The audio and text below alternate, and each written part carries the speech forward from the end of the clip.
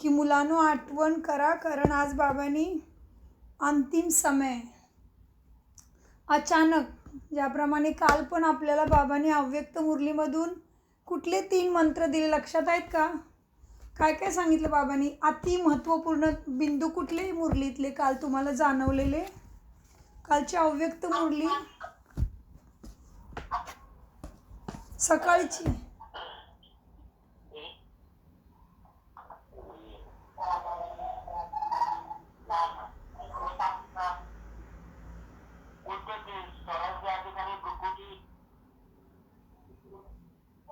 सकाळी काल अव्यक्त मुरली चालली ना एक तारखेची.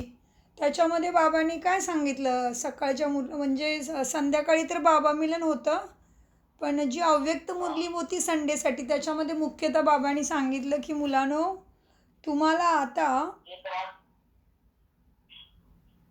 जी जी बोला बोला.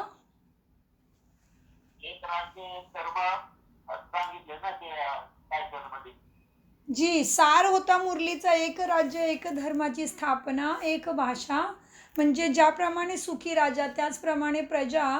परंतु बाबांनी काल मुख्यतः लक्षात आणून दिलं की मुलांनो एव्हर रेडी, अचानक आणि खूप वेळेचा पुरुषार्थी, म्हणजे खूप वेळेपासून ज्यांनी देवी गुणांची धारणा केली असेल त्याच मुलांना बाबा म्हणाले की पद प्राप्त होईल.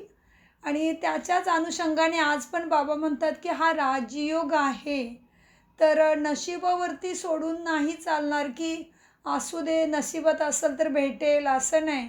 बाबांनी सांगितले तीव्र पुरुषार्थ करायचा आहे, कारण अचानक सगळा अभ्यास बंद होऊ शकतो, महामारी येऊ शकते, बॉम्बस्फोट होऊ शकतात. आणि बाबा आज मुख्यतः आठवण करून देतात की नॅचरल कॅलॅमिटीजमधून भूकंपाचा मोठा रोल आहे.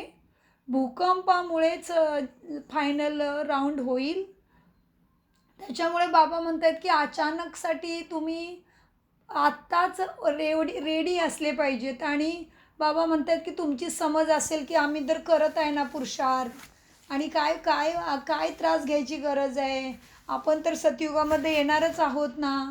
तर बाबा म्हणतात तुमची जर अशी भावना असेल तर तुम्ही राजयोगी नाही आहे. तर त्याच्यामुळे आपली भावना आपण चेक करायची आहे आणि 3 बिंदू लक्षात ठेवायचे आहेत उच्च पद प्राप्तीसाठी, की अचानक काही होऊ शकतं, म्हणजे आपला श्वास पण थांबू शकतो.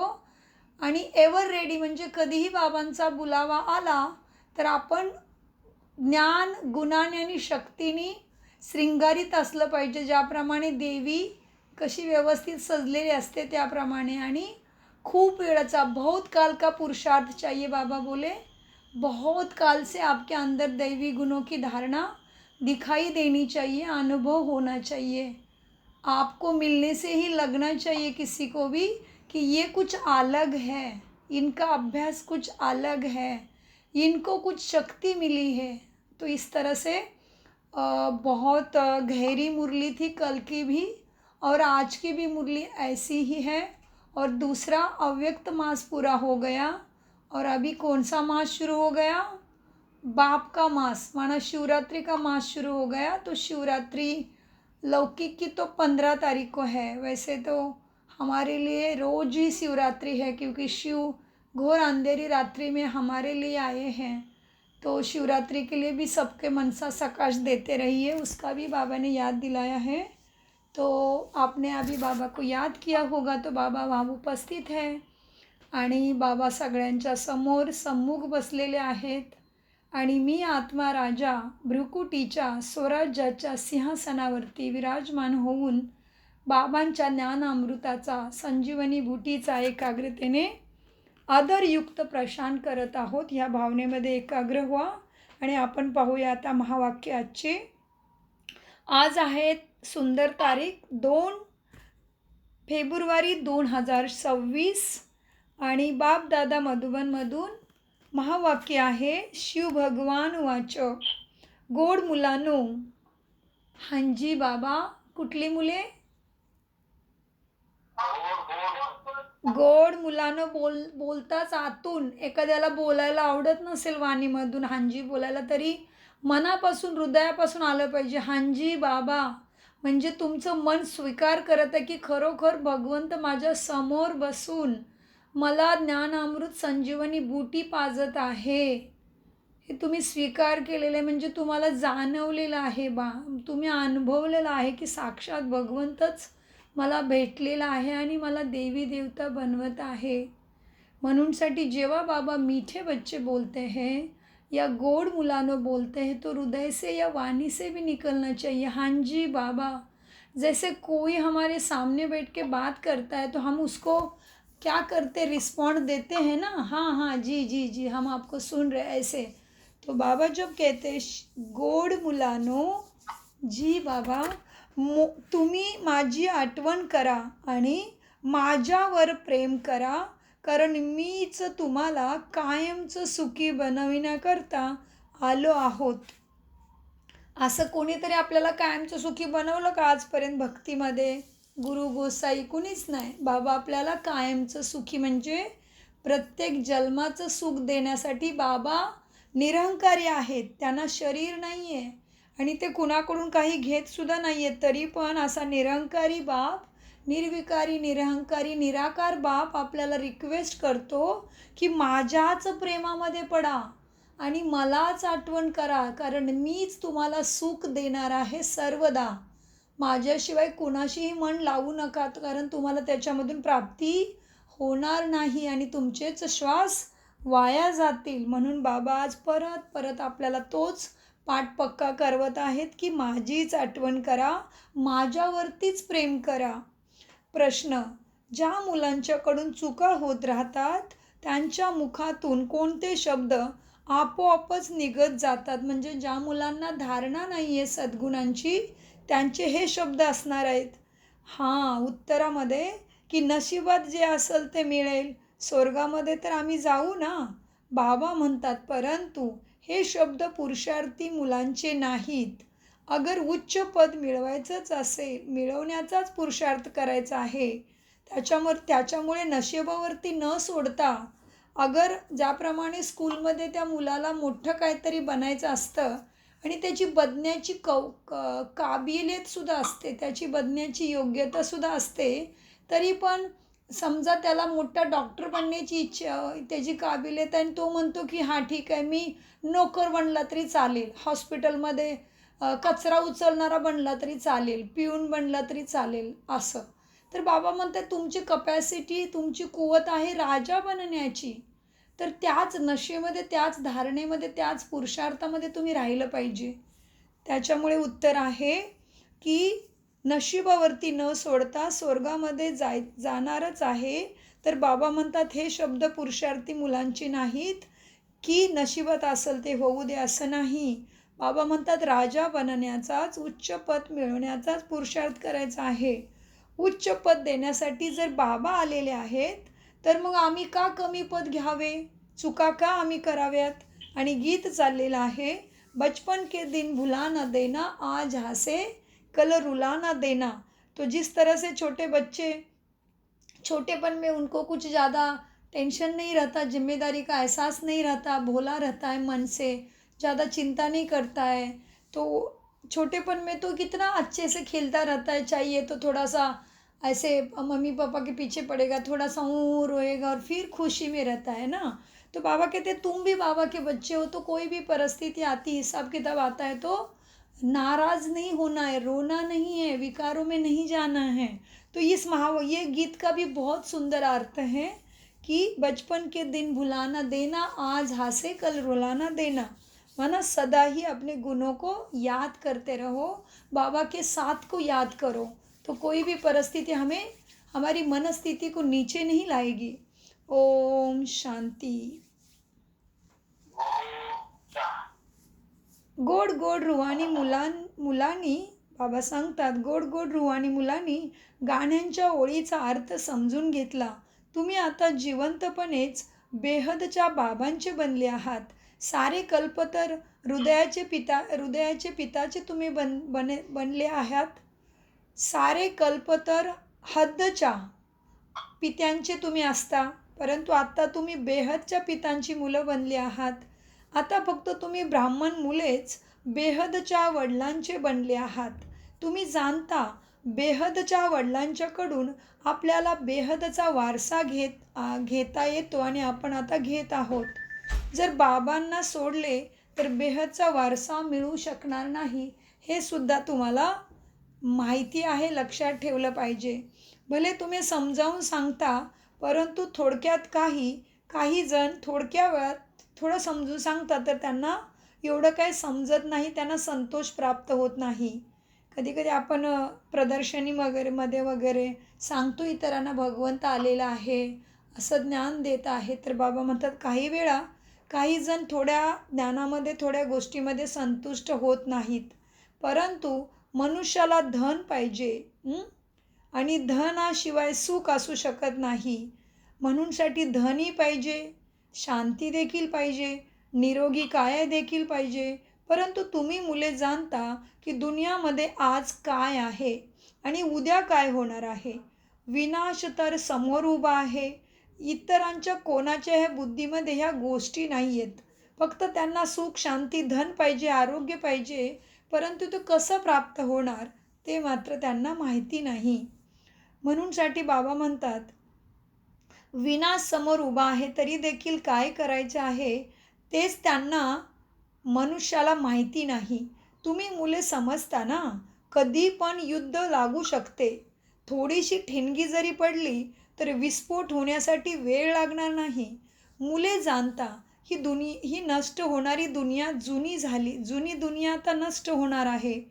म्हणून तुम्ही आता लवकरात लवकर बाबांच्याकडून पूर्ण वारसा घ्यायचा आहे. बाबांची सदैव आठवण करत राहाल तर मात्र खूप हर्षित राहाल, दैवी गुणांनी चार्जिंग होत राहाल. देह अभिमानामध्ये आल्यामुळे बाबांना विसरून जाता आणि दुःखी होता. जितकी बाबांची आठवण कराल तेवढे बेहदच्या बाबांच्याकडून तुम्हाला सुख प्राप्त होईल. इथे तुम्ही आले आहात असे लक्ष्मीनारायण बनण्यासाठी. राजा राणीचे नोकर चाकर आणि प्रजाचे नोकर चाकर बनणे याच्यामध्ये पण खूप फरक आहे ना.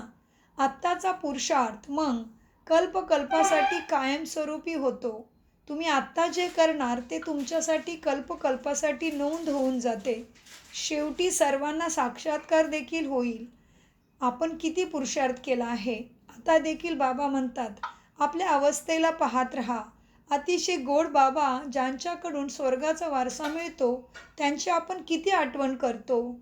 तुमचे सर्व काही आठवणीवरतीच अवलंबून आहे. तुमचं पद, तुम्हाला होणारी प्राप्ती, सुख, शांती, आरोग्य आणि धन हे सगळं बाबांच्या आठवणीवरतीच अवलंबून आहे. कारण तोच देणारा सागर आहे. जेवढी आठवण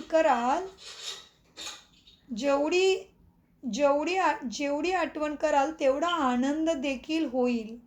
वाटेल की आता आपण आपल्या पदाच्या जवळ आलेलो आहे. आपल्यामध्ये दैवी गुणांची धारणा होत आहे. तर तुम्ही जेवढे आठवण कराल तेव्हा तुम्हाला जाणवेल की मला आता शांतीचा अनुभव होत आहे आणि मी कुठल्याही परिस्थितीमध्ये शांती स्वधर्मामध्ये राहायला शिकलेले आहे, असं तुम्हाला जाणवेल.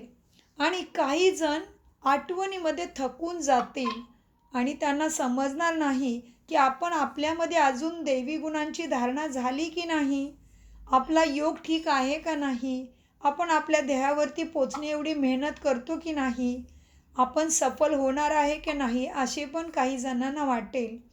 म्हणूनसाठी आता देहाकडे तुमचे लक्ष ज्याच्याकडे तुम्ही पहा आणि स्वतःला चेक करा की मी असं लक्ष्मीनारायणच्या राज्यामध्ये जाण्यासारखं बनलो आहे का. हे दुनिया जाणत नाही की तुम्ही आता काय बनणार आहात आणि काय शिकत आहात. दुनियेला तर भगवंत कोण आहे हे सुद्धा माहिती नाही. दुनियाला तर हे देखील माहिती नाही की भगवंत कोणाला म्हटलं जाते. भगवान ते दगड धोंड्यामध्ये समजत बसले आहेत.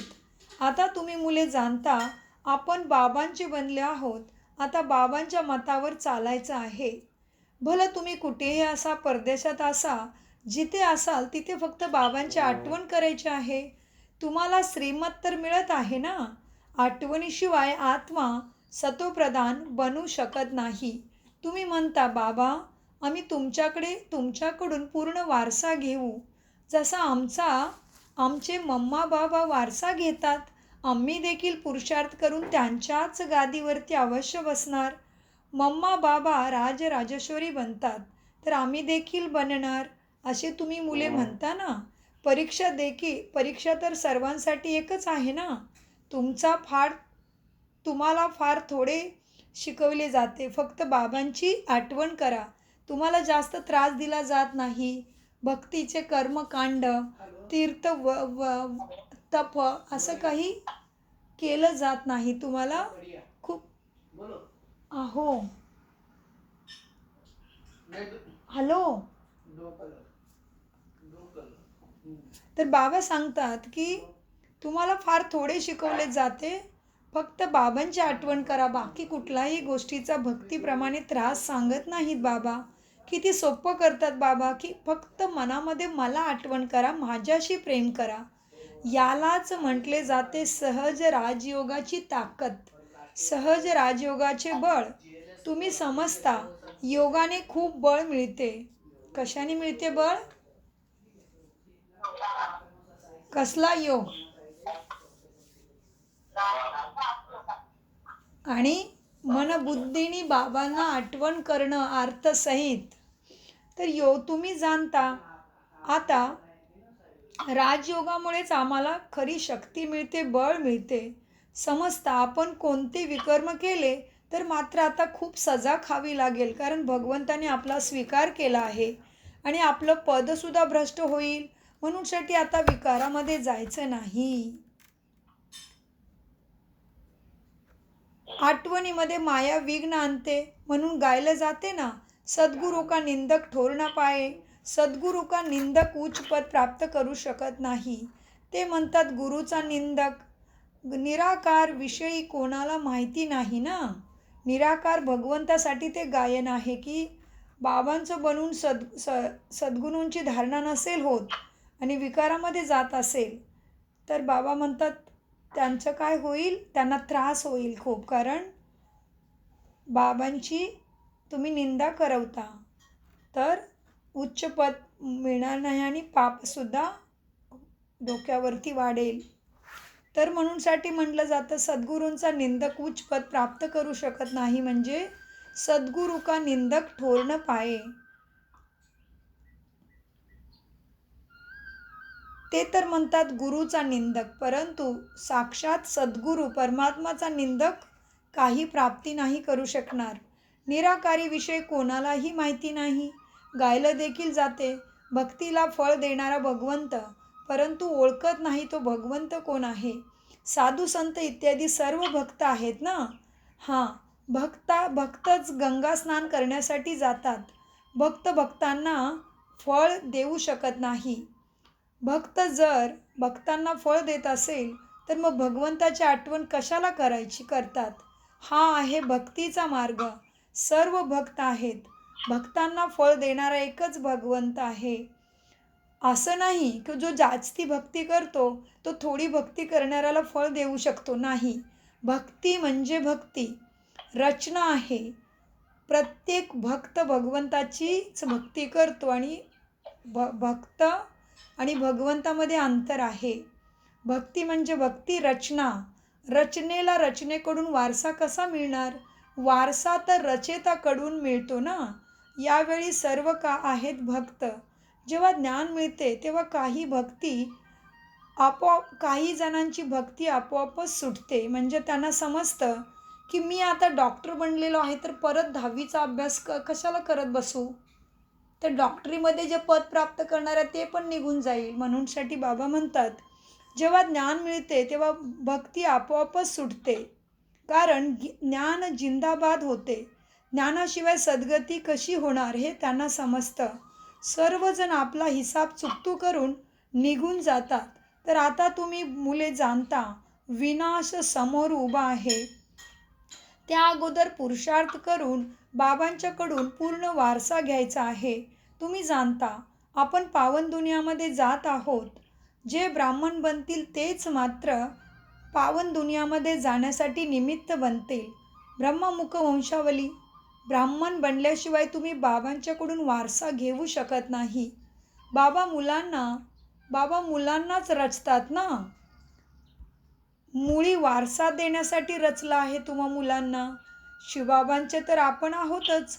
सृष्टी रचयिता मुलांना वारसा देण्याकरता शरीरधारीला वारसा देतील ना. आत्मा तर वर राहतात, तिथे तर वारसा किंवा प्रालब्धाचा प्रश्नच नाही शांतीधाममध्ये. तुम्ही आता पुरुषार्थ करून उच्च प्रालब्ध घेत आहात ना भगवंताकडून, जे दुनियाला बिलकुल ठाऊक नाही. आता वेळ खूप कमी राहिली आहे. बॉम्ब्स काही जे बॉम्ब्स इतके बनवले आहेत ते काही ठेवण्यासाठी आहेत का? तर किती तयारी होत आहे युद्धाची, विनाशाची. आता बाबा आपल्याला आदेश देत आहेत की माझी आठवण करा, नाही तर मग शेवटी खूप रडावे लागेल. राजविद्याच्या परीक्षेमध्ये कोणी नापास होतात तर रागामध्ये जाऊ काय करतात, स्वतःला मारून टाकतात. राजविद्याच्या म्हणजे इतर परीक्षेमध्ये पण, दुनियाच्या पण नापास झालं तर काही मुलांना सहन होत नाही ना. इथे तर रागवण्याची गोष्टच नाही, तुम्ही तर निर्विकारी बनत आहात. शेवटी तुम्हाला खूप साक्षात्कार होतील. आपण काय काय बनणार आहोत ते देखील माहिती होईल. बाबांचे काम आहे पुरुषार्थ करवून घेणे. तुम्ही मुले म्हणता बाबा आम्ही सर्व कर्म करत असताना आठवण करायचंच विसरून जातो. आणि मग काही जण म्हणतात बाबा आठवण कशी करावी, आम्हाला आठवण करण्यासाठी फुरसतच मिळत नाही. जे म्हणतात फुरसत मिळत नाही ते लबाड आहेत. कारण पाणी प्यायची फुरसत मिळते, जेवायची फुरसत मिळते आणि बाबांना आठवण करायची फुरसत मिळत नाही. मग बाबा म्हणतात वेळ काढून आठवण करा, कारण आठवणीशिवाय काय होणारच नाही. म्हणूनसाठी बाबांनी पाठीमागे पूर्ण आठवड्यामध्ये सांगितलं की आठवण करण्याची युक्ती स्वतःची स्वतःच हे करा, तयार करा की पाणी पिताना, जेवताना, चालताना, बोलताना प्रत्येक कर्मामध्ये आठवणीला जोडा. तर तुम्ही म्हणू शकत नाही की फुरसत मिळतच नाही म्हणूनसाठी. तर बाबा म्हणतात ठीक आहे, फुरसत नाही मिळत तरी पण वेळ काढून आठवणीमध्ये बसा, कारण बाबांची आठवण करावीच लागेल. आपसामध्ये जेव्हा तुम्ही भेटता तेव्हासुद्धा इतर गोष्टींबद्दल न बोलता बाबांच्या शिक्षेबद्दलच चर्चा करत राहा, त्याचाच अभ्यास करा. आपण बाबांच्या आठवणीद्वारे तुम्ही आता बाबांच्या आठवणीद्वारे सत्वप्रधान बनत आहात. एकत्र मिळून बसल्याने तुम्ही चांगली आठवण कराल, तिथे वायुमंडल तयार होते. मुख्य गोष्ट आहे आठवण करणे. कोणी कुठेही राहू दे, परदेशात देखील राहू दे, फक्त एक गोष्ट लक्षात ठेवा की आठवण करायची आहे. त्याच्यामुळे तुम्ही सत्वप्रधान बनणार आहात.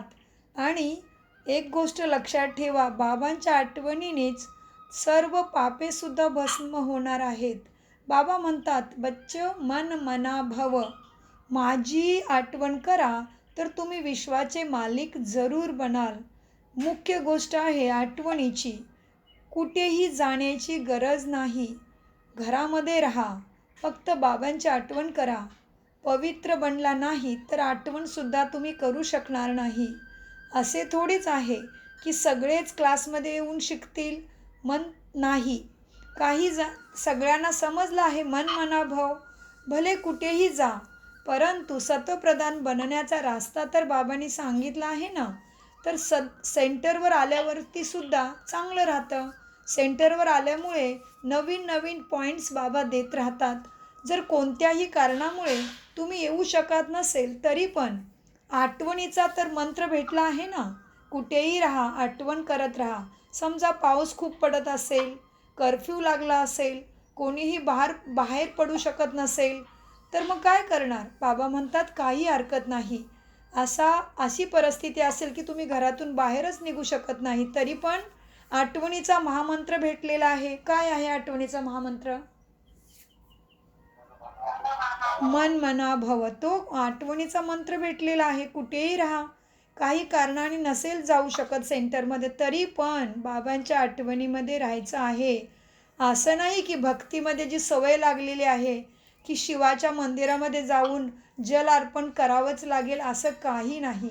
कुठेही राहत असताना देखील आठवणीमध्ये राहा. चालता फिरता आठवण करा. इतरांनाही हेच सांगा की बाबांची आठवण केल्याने विकर्म आणि पापकर्मांचा विनाश होईल आणि देवता बनाल. शब्दच दोन आहेत. रचता बाबांच्याकडून वारसा घ्यायचा आहे. रचता एकच बाबा आहे. ते किती सोपा रस्ता सांगतात सद्गतीचा. बाबांची आठवण करण्याचा मंत्र मिळाला. बाबा म्हणतात, हे बालपण कधी विसरू नका.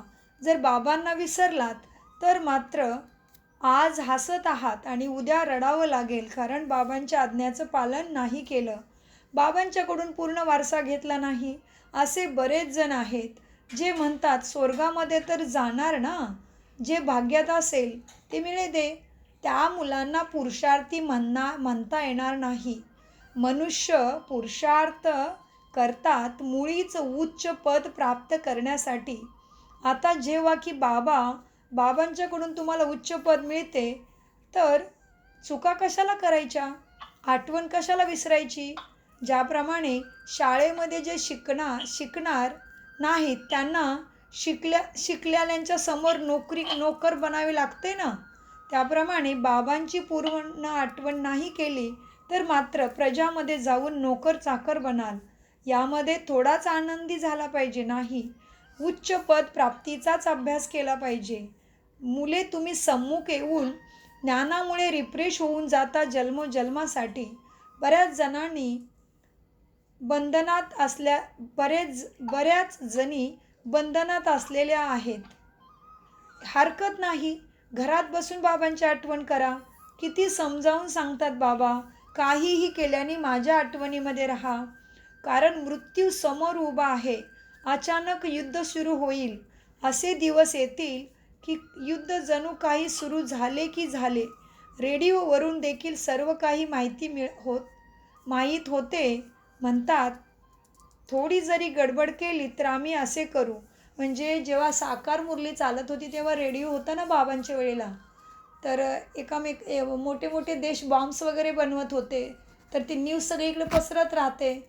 तर ते एकामेकाला मोठे मोठे देश परकीय धमकी देत असायची की काही गडबड केली तर आमच्याकडे बॉम्ब्स आहे, आम्ही असं करू. तर ती पण बाबा आठवण करून देतात. आणि आता तर प्रत्यक्षात चालूच आहे. बऱ्याच देशांच्यामध्ये प्रत्यक्षात तकलीफ सुरू आहे, प्रकृतीद्वारे पण आणि हे सगळे भांडणांच्याद्वारे पण. तर बाबा म्हणतात, एकामेकाला किती धमकी देत राहतात की आम्ही तुम्हाला पूर्ण नष्ट करू, कारण त्यांनी असे बॉम्ब्स बनवले आहेत. तर तुम्हाला लक्षात घेतलं पाहिजे की अचानक काही होऊ शकतो.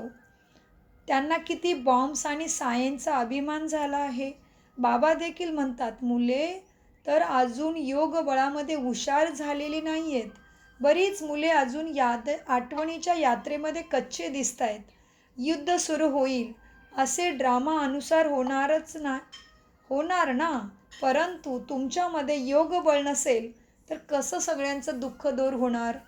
मुलांनी अजून पूर्ण वर्षा घेतलेला नाही, अजून पूर्ण राजधानी स्थापन झालेली नाही.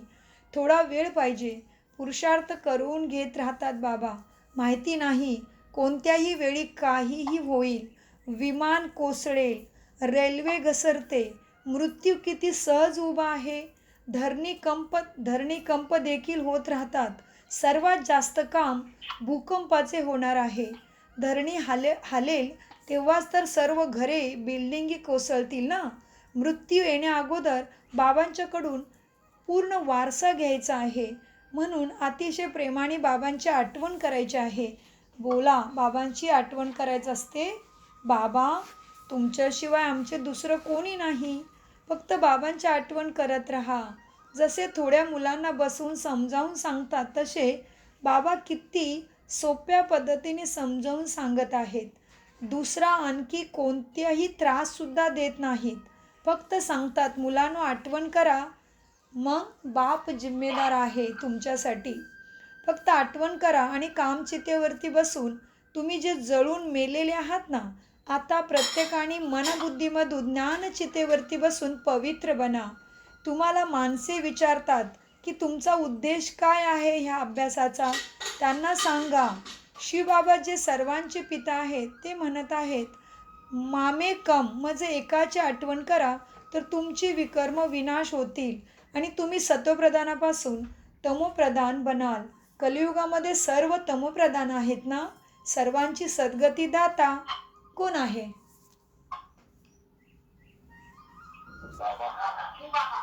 जी सर्वांचा सद्गती दाता एकच आहे. तर तुम्ही इतरांना सुद्धा सांगा की त्या भगवंताला म्हणजे परमपिताला आठवण करा. आता बाबा म्हणतात फक्त माझी आठवण करा तर सर्व काही तमोप्रधानता म्हणजे संस्कारामधला गंज निघून जाईल. हा एवढा संदेश तुम्ही देऊ शकता ना सर्वांना. स्वतः आठवण कराल तेव्हाच इतरांना संदेश देण्याची इच्छा होईल. स्वतः आठवण कराल तेव्हाच इतरांना सुद्धा भगवंताची आठवण करून देऊ शकाल. स्वतः आठवण करत असतील तर इतरांना आठवण करायला सांगतील. नाहीतर मनापासून सांगू शकणार नाही, तोंडच उघडणार नाही दुसऱ्यासमोर जाऊन की भगवंत आलाय, कारण स्वतःच भगवंताला आठवण करत नाही. बाबा समजावून सांगत आहेत, मुलांनो कुठेही असाल जितके शक्य होईल तितकं फक्त माझी आठवण करा. जो भेटेल त्याला ह्याच शिकवणीचा मंत्र द्या की मृत्यू समोर उभा आहे. बाबा म्हणतात तुम्ही सर्व तमोप्रधान पतित बनला आहात.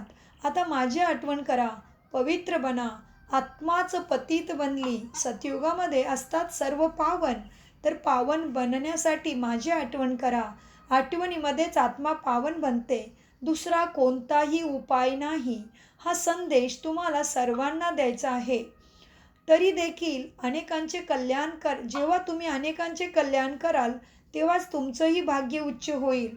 अजून बाबा तुम्हाला कुठलाही त्रास देत नाहीत. सर्व आत्म्यांना पावन बनवणारा पतित पावन बाबाच आहे. सर्वात उत्तम ते उत्तम पुरुष बनवणारे सुद्धा बाबाच आहेत. जे पूज्य होते तेच मग आता पुजारी बनले आहेत. रावण राज्यामध्ये आपण पुजारी बनलो आहोत. रामराज्यामध्ये तुम्ही पूज्य होते, आता रावण राज्याचा अंत आहे. म्हणून साठी बाबांची आठवण केल्याने तुम्ही पुन्हा पुजाऱ्यापासून दिव्य देवता पूज्य बनत आहात. इतरांनाही तुम्हाला रास्ता सांगायचा आहे. वृद्ध मातांनी देखील सेवा केली पाहिजे. काय म्हणाले बाबा माताओ?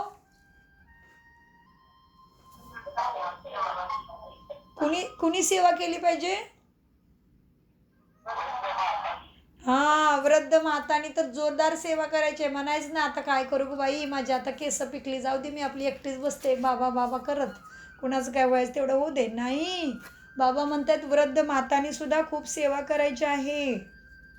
कारण शरीर नाही आहे, मी आत्मा आहे. शरीर तर काय असेल, छोटा असेल, बुडा असेल, जवान असेल, काही प्रॉब्लेम नाही. मी आत्मा आहे, मी दिव्य आहे, मी अजर अमर अविनाशी आहे, भगवंताचं लाडलं मूल आहे. माझ्यामध्ये पण तेवढीच शक्ती आहे जेवढी जवान मुलांच्यामध्ये असेल, कारण मी परमात्माला आठवण करते. त्यामुळे मला कसली थकान आणि कसली काय, माझा योग जर व्यवस्थित असेल तर मला थकानचा अनुभवच होणार नाही. परंतु याचा अर्थ असा नाही की शरीराची काळजी नाही घ्यायची. झोपायच्या वेळेला झोपायचे, जेवणाच्या वेळेला जेवण करायचे आणि आठवण खूप करत राहायचं आहे. अगं बाईन काय ग झालं, हे झालं, ते झालं, दुखलं ग बाई, गेली ग बाई, राहिली ग बाई, नाही. माझा बाबा समोर उभा आहे, तो वैद्यनाथ आहे, तो सर्व शक्तिवान आहे. तर मला पण तीच शक्ती देत आहे. मी आत्मा आहे. खेळणं माझी मोटर गाडी झाली असेल जुनी, परंतु मनामध्ये आहे सगळं. मनामध्ये बाबा म्हणतात, ब्रह्माबाबांचा अनुभव सांगतात की जर तुम्ही खरोखर योगामध्ये असाल तर तुम्ही 3 तास चालला तरी तुम्हाला वाटणारच नाही की मी चालत आले. इतकी शक्ती आहे आत्माभिमानी स्थितीमध्ये. ठीक आहे. तर बाबा म्हणतात वृद्ध मातांनी देखील सेवा केली पाहिजे. मित्र नातेवाईकांना देखील संदेश द्या. सत्संग, मंदिरे इत्यादीमध्ये जाऊन अनेक प्रकारची सेवा, अनेक ठिकाणी जावा. मंदिरामध्ये जावा, सत्संगामध्ये जावा आणि इतरांनाही संदेश द्या की भगवंत म्हणजे प्राणेश्वर परमपिताची आठवण केली तरच मात्र सुख भेटणार आहे, स्वर्गपद भेटणार आहे. सर्वांना संदेश द्या. तुमचा तर आहे एकच प्रकार, फक्त बाबांचा परिचय द्यायचा आहे. शिवबाबा म्हणतात, सगळ्यांना सांगा की शिवबाबा म्हणतात, शिवबाबा कोण आहे? जीवाचा पिता. तर सगळ्यांना सांगा शिवबाबा प्राणेश्वर म्हणतात की मज एकाची आठवण करा तर तुम्ही स्वर्गाचे मालिक बनाल. निराकार शिवबाबा सर्वांचे सद्गती दाता बाबा आहेत ना. आत्म्यांना म्हणतात माझीच आठवण करा तर तुम्ही सत्वप्रधान बनाल, तमोप्रधानापासून सत्वप्रधान बनाल. हे तर समजावून सांगायला सोपं आहे ना. वृद्ध माता देखील खूप सेवा करू शकतात. गोष्ट मुख्य हीच आहे की लग्न समारंभामध्ये वास्तुक शांती पूजापाठमध्ये कुठेही जा, कानामध्ये सांगा की भगवंत आलेला आहे गीतेचा आणि तो म्हणतो आठवण करा. सांगितलं? कळलं का आजीबाई? सगळ्या माता शिवशक्तीनो कुठे की गेलं की कुजूबुजू कसली कुजूबुजू करायचे? फक्त ज्ञानाची कुजूबुजू. बाबा आज जसे काय आमच्याशीच बोलतायत असं झालं ना. बाबा म्हणतायत वृद्ध मातानो, लग्नामध्ये जावा, कुठल्याही समारंभामध्ये जावा, कानामध्ये ही गोष्ट सांगा, कानामध्ये ऐकवा की गीतेचा भगवान म्हणतात माझी आठवण करा. ही गोष्ट सर्वांना खूप आवडेल सुद्धा. जास्त बोलण्याची गरज नाही, फक्त बाबांचा संदेश तुम्ही द्यायचा आहे की बाबा म्हणतात माझी आठवण करा. हां, अच्छा. असे समजा की ईश्वर, आणि त्यांना काय सांगा माहिती आहे का? हां, माझ्या ना भगवंत माझ्या स्वप्नात आला होता, भगवंत मला दिसतो, तो माझ्या कानात बोलत होता की मी तुला स्वर्गात घेऊन जातो, तू पण तुझ्या मैत्रिणीला सांग. असं तिच्या कानात सांगा की मला दिसतो भगवंत, माझ्याशी बोलतो, माझ्या स्वप्नात येतो, मला उठवतो अमृतवेलेमध्ये हलवून, मला त्याच्या मांडीवर घेऊन बसतो. असं असं सांगा त्यासनी.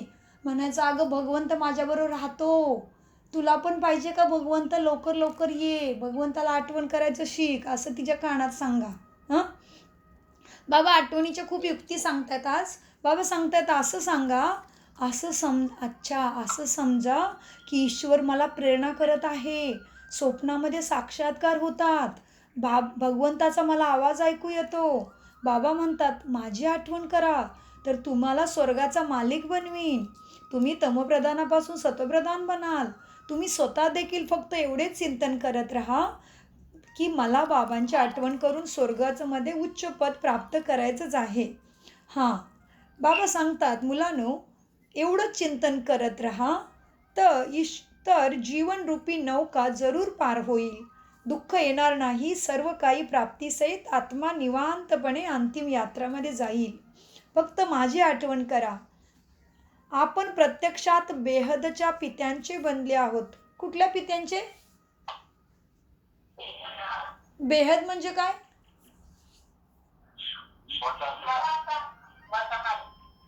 हां हांजी, सगळ्यांचा पिता आहे तो. प्रकृती 84 लक्ष योनीचा, सगळ्यांना सतप्रदान करणारा, तत्वांना आणि मनुष्याला देखील. परंतु मनुष्य सुधरा तो पूरा धरती लोक सुधर जाता है. तो बाबा म्हणतात, काय म्हणतात बाबा? आपण प्रत्यक्षात बेहदच्या वडिलांचे बनलो आहोत आणि बाबांच्याकडून 21 जन्माचा वारसा घेत आहोत. तर किती आनंद झाला पाहिजे. ते एक भजन आहे बघा, आनंदाची डोहे आनंद तरंग, है ना? ते किती सुंदर भजन आहे. हां, तर बाबा म्हणतात तुम्हाला किती आनंद झाला पाहिजे. बाबांना विसरल्यामुळे त्रास होत राहतो. बाबा किती सोपे करून शिकवतात तुम्हाला की मुलांनो, बाबा काही त्रास देत नाही, फक्त माझी आठवण कराच म्हणतात.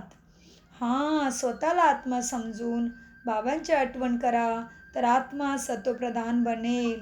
सर्वांना समजेल की यांना किती चांगला आणि योग्य मार्ग मिळाला आहे. हा रास्ता कधीही कोणीही सांगू शकत नाही. तर जे म्हणतील की शिवबाबांची आठवण करा तर मग साधू इत्यादींच्या जवळ कोणी जाणार नाही. अशा वेळेला बाबा सांगतात बाबांची आठवण करता करता शरीर सोडाल, अंतकाळ जो शिवबाबा सिमरे सो फिर नारायण योनी वलवल उतरे. अंतकाळात जे शिवबाबांचे सिमरन करेल ते मग नारायण योनीमध्ये जन्माला येईल. लक्ष्मी नारायणाच्या डायनिस्टीमध्ये घराण्यामध्ये येतील. प्रत्येक जन्मामध्ये राजाई पद प्राप्त करतील. बस फक्त बाबांची आठवण करा आणि बाबांच्यावरती मनापासून प्रेम करा. आठवणीशिवाय प्रेम कसे करणार? सुख मिळते म्हणूनच प्रेम केले जाते ना. दुःख देणाऱ्याला कधी आठवण केली जाते का? बाबा म्हणतात मी तुम्हाला स्वर्गाचा मालिक बनवतो म्हणून माझ्यावरती प्रेम करा. सगळ्यात प्राप्ती करून देणाऱ्या गोष्टीवरतीच प्रेम निर्माण होतं ना. तर मी तर तुम्हाला सर्व देतो, तर का माझ्याशी प्रेम होत नाही अजून? आणि ज्याच्याशी आपलं प्रेम निर्माण होतं त्याची आठवण आपल्याला सतावते ना. तसंच बाबांची आठवण तुम्हाला सताविली पाहिजे, असं बाबांचं अस्तित्वाला समजून घ्या. बाबा म्हणतात, मी तुम्हाला स्वर्गाचा मालिक बनवतो, म्हणून माझ्यावरती प्रेम करा. बाबांच्या मतावरती चाललंच पाहिजे ना. अच्छा. आणि दुसरं म्हणजे बाबाने एक उत्तम गोष्ट सांगितली, लक्षात आली का तुमच्या सगळ्यांच्या? काय म्हणाले बाबा? की भक्ती आपोआप सुटेल. म्हणजे काय होईल व? बाबा काय म्हणाले? ज्याला ज्ञान समजलं, प्राप्ती होत असेल, त्याची भक्ती आपोआप सुटेल. म्हणजे आता जर तुम्हाला समजले की तुम्ही साक्षात डॉक्टर बनत आहात, तरी पण तुम्ही 10वीच्या वर्गात जाऊन बसणं समजदारी आहे का, तुम्ही मला सांगा. हां, आता डॉक्टरपद प्राप्त झालेलं आहे, मोठं हॉस्पिटल आहे, पैशाचा ढीग समोर येत आहे त्या प्राप्तीच्या रूपाने, आणि तुम्ही म्हणताय मी अजून 10वीच्याच वर्गात जाऊन बसतो, तर ते किती वेडेपणा होईल, तो वेळ वाया जाईल ना. त्याप्रमाणे बाबा म्हणतात, ज्याला ज्ञानप्राप्ती झाली त्याची भक्ती आपोआपच सुटेल. म्हणजे भक्ती म्हणजे परत त्या गोष्टीमध्ये टाईम वेस्ट करण्याची गरज नाही आहे. कुठेतरी चौकट्यामध्ये पोळ्या नेऊन ठेवणं, दगडाच्या पाशी पोळी नेऊन ठेवणं, दगडावरती पाणी ओतत बसणं, ह्या गोष्टी करू नका. आणि आणि आणि दुसरं एक आहे की तुमच्या घरामध्ये अजून सर्व ज्ञानी नाही आहेत. भले मंदिरामध्ये जा, त्यांच्याबरोबर साथीने जा, पण बाबाबरोबर असावेत. बाबांची निरंतर आठवण असावी, नाहीतर आपणाला काहीसुद्धा समजलेलं नाही आहे अजून. ज्ञान भेटलेल्या मुलांना भक्ती करण्याची गरज नाही आहे, कारण भक्तीचं फळ भगवंत ऑलरेडी भेटलेलं आहे. भगवंत भेटलेला असताना उलट्या मार्गावरती का जाताय तुम्ही? तुमचा वेळ, श्वास, संकल्प वाया घालवताय, आणि परत तुम्हाला पाप पण लागणार. की तुम्हाला माहिती आहे की ह्या दगडावरती कितीही पाणी ओतलं, दूध ओतलं, अन्न किती तूप ओतलं आणि प्रसाद ओतला, तरी तुम्ही अन्नधान्य वेस्ट करण्याच्या पापामध्ये अडकणार आहे. ज्यांना माहिती नाही त्यांना भगवंत माफ करेल, पण ज्यांना माहिती आहे त्यांनी सुद्धा ते करू नका. हां, ज्याच्या घरामध्ये सर्वच ज्ञानी आहे त्याला तर बिलकुलच नाही करायचे. हां, संध्याकाळी देवापाशी दिवा जरूर लावा. दिवा लावणं म्हणजे स्वतःला आठवण करून देणं की मी आत्मा दीपक जागलेला आहे आणि परम दीपक मला प्राप्त झालेला आहे आणि माझं घर स्वर्ग बनलेलं आहे. बस. बाकी कर्मकांड करणं, इथे तिथे तांदूळ फेकणं, तीळ फेकणं, तूप फेकणं, हे सगळं पापाचे भागीदारी बनणार तुम्ही. त्यामुळे बाबाने आज सांगितलेलं आहे की ज्याला ज्ञान भेटलं तो त्याची भक्ती आपोआप सुटेल. हां, आता तुमच्या घरामध्ये सर्वजणच ज्ञानामध्ये नाही आहेत, तर जरूर त्यांच्याबरोबर पूजेला जा, सगळं करा, मंदिरात जा, पण तुम्ही मात्र कुठल्याही प्रकारचं अन्नधान्य नुकसान होईल अशा गोष्टी करू नका. तर तुम्ही पापाची भागीदारी बनू नका. फक्त मनामध्ये आपलं वरच्या वरच्या रूपाने हात जोडलं आणि मनामध्ये बाबांना सांगितलं की ह्या मुलांची पण सद्गती होऊ दे, यांची पण भक्तीची भटकंती थांबू दे, हे कटाक्षाने लक्ष द्या. ओम शांती. धारणा आहे. अच्छा. गोड गोड खूप खूप वर्षानंतर भेटलेल्या मुलांच्या प्रती मातपिता बापदादांची प्रेमपूर्वक आठवण आणि शुभप्रभात. आत्मिक पित्यांचा आत्मिक मुलांना नमस्ते. आम्ही आत्मिक मुलांचा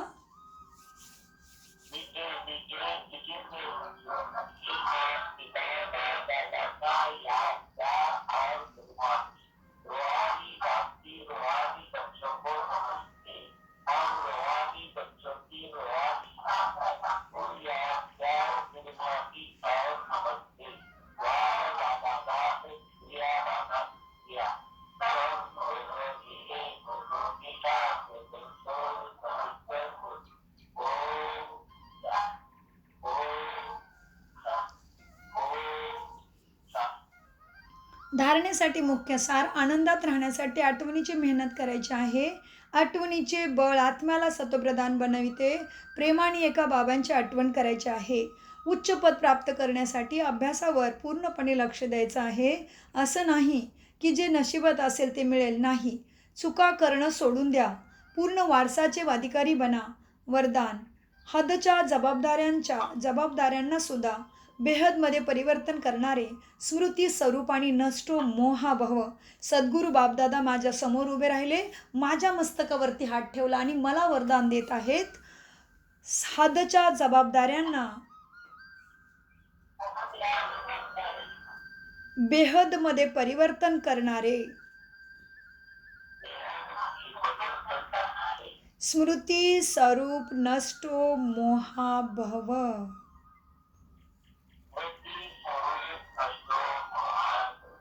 वरदानाचा विस्तार आहे. नष्ट मोहा बनण्यासाठी फक्त आपल्याला आपल्या स्मृती स्वरूपाला परिवर्तन करा.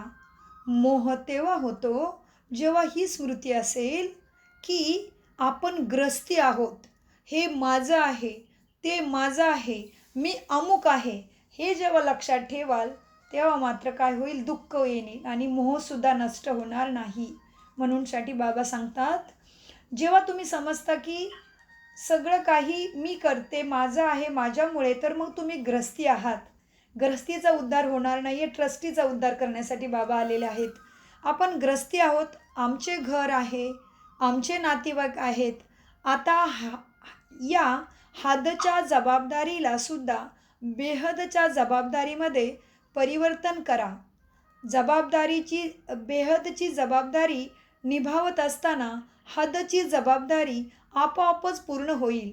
परंतु जर बेहदच्या जबाबदारीला विसरून फक्त हदच्या जबाबदारी निभावत बसाल तर अजूनच जाळ्यामध्ये फसून बिघडवून टाकत राहाल आपलंच भाग्य.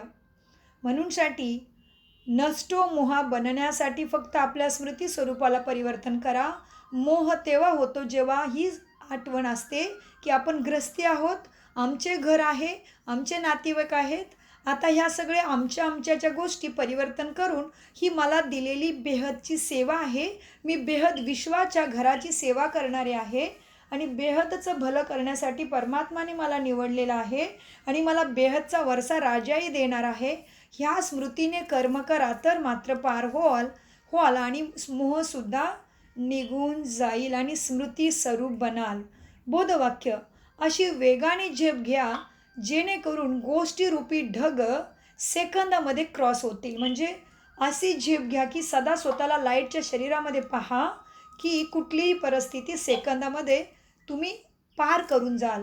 अव्यक्त इशारे, एकता आणि विश्वासाच्या विशेषतेद्वारे सफलता संपन्न बना.